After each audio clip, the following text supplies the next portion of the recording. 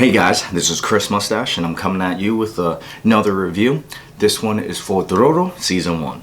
Let's get right in it. So Dororo is right on Amazon Prime. If you don't have it, I highly suggest getting it. There's a lot of great anime on there. And this was developed by MAPPA, M-A-P-P-A. And this studio helped develop a bunch of other different shows that are on Amazon Prime. So check it out if you want. If there's some sort of itch you gotta scratch, you gotta get that anime fix in.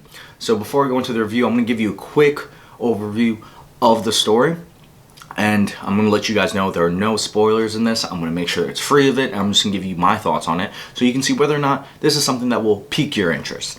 So, first off, this show is about the son of a lord in Japan during the samurai era, and the son is sacrificed to a group of demons to bring prosperity to the land.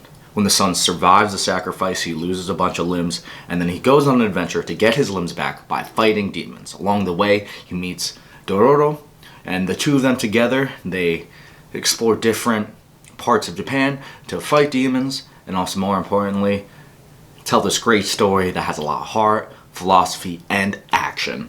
Now, I want to start talking about the story itself and how great it really is. So the story, the first thing that comes to mind when I think about the story is that it's gripping.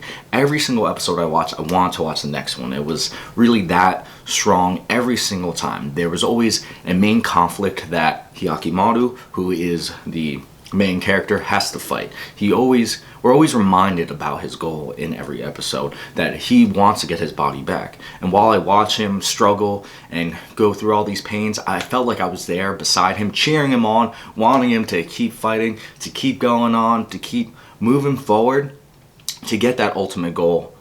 And also, while he's doing that, we get to see a bunch of awesome creatures that he gets to fight, all these different people that we get to meet, all these side characters. So that's all really amazing. And I think the biggest highlight of why this show is so gripping was because of the way that MAPPA, and I'm sure there's a lot of people you could contribute the writing to. They gave so much suffering to Hiroki in the very beginning that you instantly sympathize for him. They create this pathos. At the very onset, we feel for him because as a child, he had no say in sacrificing himself for land that he never even was a part of. It was his father's, and we instantly sympathize with him, and we want to see him get his body back to normal. And we're also reminded of his humanity, of the kindness of him, the goodness within his heart with his relationship with Dororo.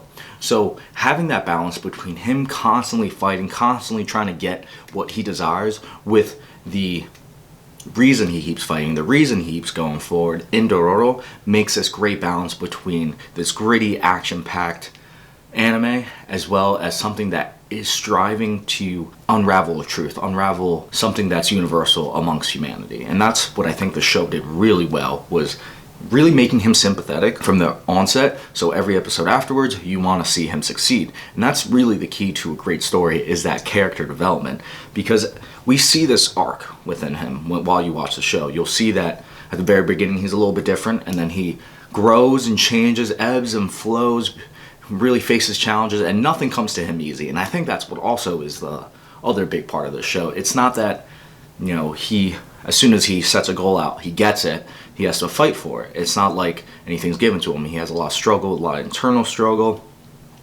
and he faces a lot of big moral questions. And I think that brings me on to the next part of why I love the show so much, is its theme. So its theme is a tried and true theme about good versus evil, but like many shows, many current shows, it blurs the line between what good and evil is. It creates that sort of gray area. And at first the show seems like it's all about just good and evil, that this son is just the person we should be sympathetic with, that we should feel for. But as it goes on, we start learning a little bit more about his father, about the country that he comes from, about not the country, but the domain that he comes from, and how his sacrifice was necessary to, give them a better life. So who is the villain in the show becomes very blurred, and it's hard to tell, which makes that moral grayness so interesting, because there's so many more shades that you can develop when you're blurring the line between good and evil. It's not black and white. There's a lot that you can go in between, and add in the suffering in there that Hiroki faces on a day-to-day basis, makes this show amazing and super gripping to watch. And not only that, every episode felt like it was well crafted, well orchestrated by like a master. You know, it just felt like every time I got into an episode, I knew that there was something great going to happen. There was something very important to Hyakimaru's character growth as well as Dororo's. So both of them were developing at the same time while going into every single episode. That there was something that they were going to learn from, something that was going to make them different. They were going to get scars, they were going to get emotional and physical scars, and become a different person by the end of that episode.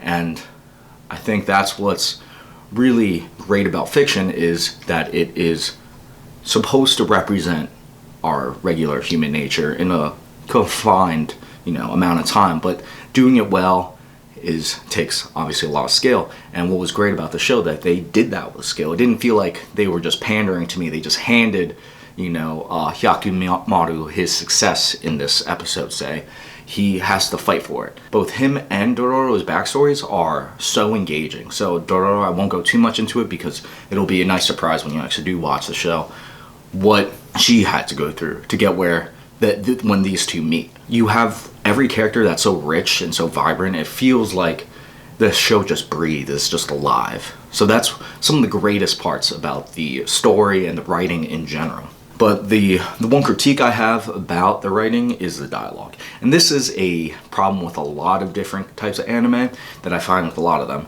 that it explained way too much. Like the characters would say too much that was in their head, because people in real life don't tend to just say everything that's on their mind in these long-winded speeches. So of course that is something that was sort of an issue that could have been a problem with the translation, but I think after seeing so much anime that it is just a common trope amongst this type of animation.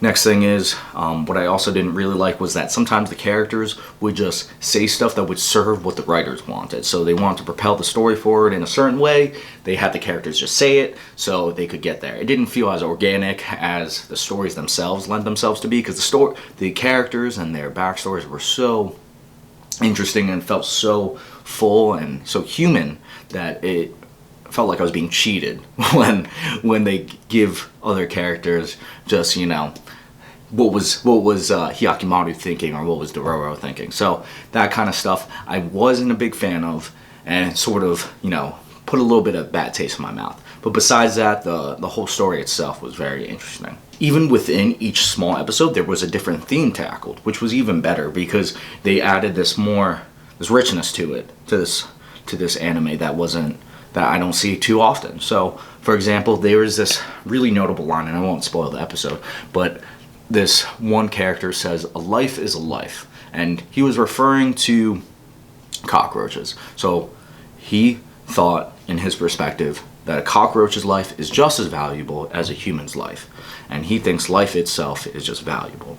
And that kind of thinking, that kind of philosophy is very nuanced, very mature in its approach, because sometimes anime can be very just an exaggeration of humanity, of our day-to-day lives. But that was so very nuanced, so very different than what I've seen before, that I really liked it, and you can see that happen more and more in every episode. Now I'm gonna go on to the animation. The animation is beautiful. It's really fun to watch. It's beautifully decorated. I love the brutality in every action scene. There was blood splatters, arms being cut off, faces being chopped, and it was so detailed. You could really see the time and effort that they had to put in every single frame of the show. That really puts you in it more, because you already feel the heart of the story. To feel the heart of the artist as well in this work really just brought it to a whole nother level. Another great part was the demon design. So the demons in here are based off of ancient folklore that goes into Japan and many other different types of cultures, because you can see, if you do a little more research, you'll see that there are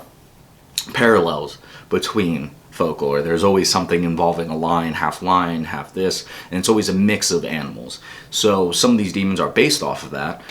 There's one that's sort of like a griffin that's half lion, half snake. There's one that's like a spider demon, another one that's a shark. So it's very cool, very different, very dynamic, which is what makes the show so interesting. Every fight you see, you're honestly wanting to see another one. So overall, this is a great anime. It's going to be on my top 10 list, up there with Gurren Lagann, with Fullmetal Alchemist, and a couple others. And I'll make another video to talk about, some of my favorite animes, so you guys can get an understanding, gauge where I'm at with your own preferences, and see if we vibe. But anyway, yeah, the great part about this anime is the theme, the character development, the story, the richness of the characters, the action, the pacing.